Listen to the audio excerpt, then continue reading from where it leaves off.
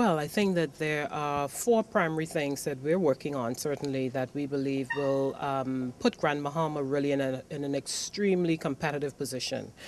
So much so that it'll be unique in its declaration that really Grand Bahama is where all Americans need to come for their offshore vacation experience. One being the fact that we cannot continue to allow a situation to develop, which is that Grand Bahama, as close as it is to the United States, is one of the most expensive destinations to get to.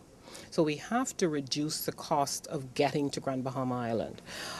I shared with the audience some statistics, which I think surprised a lot of people, that from Miami, you can get to Las Vegas, which is 20 times further away than Grand Bahama is, for less than it costs you to get to Grand Bahama. So we have to fix that.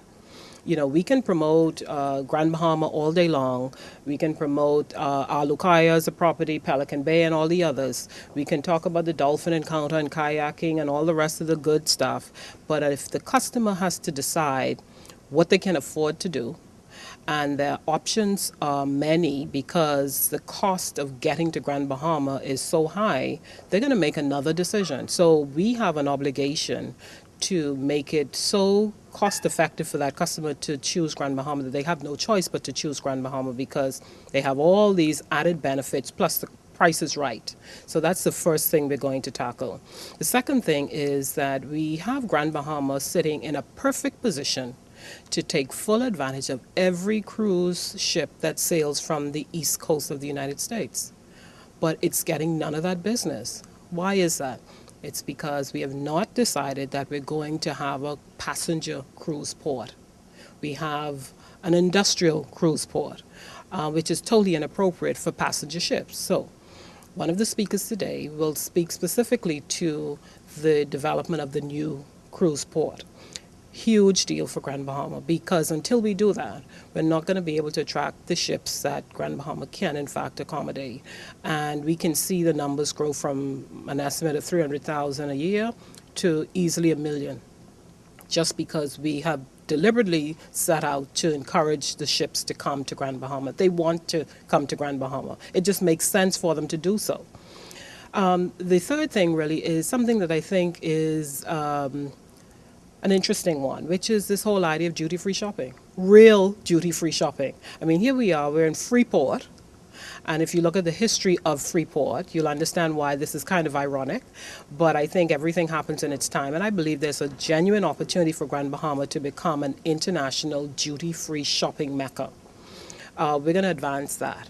To the degree that we can, because we believe that that is a very, very unique position that Grand Bahama can claim. And then the final thing is a major deal. We're positioning Grand Bahama as the only all-inclusive destination.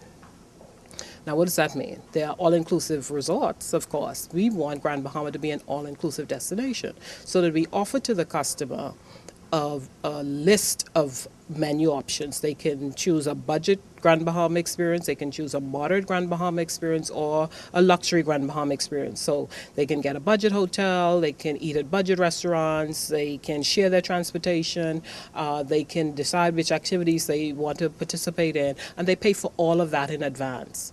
The same would be true for the moderate package, and the same would be true for the luxury package. They can stay at a very nice property, ride in a limousine if they wish, eat at the upscale restaurants, and nobody else has done that as a destination. So we believe that that would give Grand Bahama a very unique position that is important during this particular time that we're in, this sort of economic crisis that we're in. But certainly once we're through this crisis, Grand Bahama will have established itself as the closest to the U.S., the most affordable place to get to, with duty-free shopping and an all-inclusive vacation destination experience. Nobody will be able to beat Grand Bahama, hands down. And so that is really what I came here to share today, and I hope that everybody in the room took away that there's a tremendous opportunity here for Grand Bahama that nobody else really has. And if everybody can embrace all of these opportunities, I think that over the course of the next 12 to 18 months, we'll see a completely different destination here in Grand Bahama.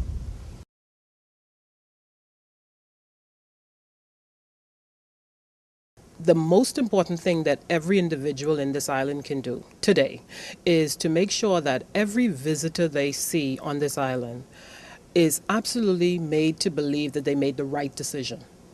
For visitors to have decided today to come to Grand Bahama took a lot of effort on their part. They had to make a decision about what were they going to sacrifice in order to be able to do this vacation, how much they were willing to pay, how much they could afford to pay, how they were going to pay for it. So there's all those factors that go into the making of a decision such as that today. So for them to be vindicated in their decision is really very, very contingent upon the way we make them feel here. If we make them feel that they made the right decision, they're going to feel good about it. They're going to go away and they're going to tell everybody what a great time they had. So for something to go wrong just because somebody got up on the wrong side of the bed and decided, I'm not smiling at anybody today, I had a bad night last night, that's the sort of thing that really destroys all of the efforts we would have made to get those people to make the decision to come here. So I really just want the people of Grand Bahama to stop and think. If you see a visitor somewhere, make sure you extend a hello of, give them some help. If they look like they're a little bit lost, they may want some information about something, do a little bit extra. Just smile at them and say good morning. And that goes a long way toward making them feel, wow, I'm in the right place. That's it. That's not something the Ministry of Tourism can do. That's something that we as individuals can do.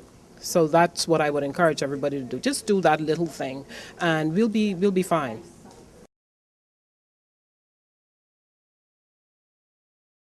I think Club Grand Bahama is a very good example of that because it allows for everybody to be a part of it. No matter what kind of business you're running, a small fruit stand or, a drink stand, a restaurant, an attraction, activity, a nightclub, a hotel, everybody has the opportunity to be a part of Club Grand Bahama. Again, because we're talking about allowing the customer to bundle all of what they want from that vacation experience at a particular price point. So I think that there's tremendous opportunity for local entrepreneurs and business people and employees to see the benefits of this all-inclusive destination concept. I think it has tremendous value for Grand Bahama. What do people do to be a part of that? What do they have to do to be registered, or how do they present their services to the ministry? Well, I think that through our offices here in Grand Bahama, we've reached out to the broad community, and there have been a couple of meetings that I'm aware of where people of different, representing different sectors have been invited to come together to hear how they can be involved and what is required of them. From all indications, those meetings have been extremely successful in terms of how well received the concept has been. I think people recognize that it is unique, and I have an opportunity to be a part of something. There's no loss to me to participate, but there's a tremendous upside. And, because it helps people also to manage their yields, because that your restaurant is a part of this, so that people will have paid for the meal. Whether they take advantage of the meal or not, you will get paid, So I think that the cruise ships have done this for a long, long time, So those of us in the travel business on land, we're taking a lesson now from the cruise ships. So you give people that all-inclusive package price for the experience, and they have the opportunity to upsell. You have to have the opportunity to upsell them on some stuff that they can upgrade their room for an additional fee, or they may decide they want to switch a restaurant, which costs a little bit more, and they're willing to pay the difference. I mean, it's intended to be as flexible as possible to allow the customer to have those options, and therefore to involve as many businesses in the community as possible. So I think it's an absolute win-win for everybody.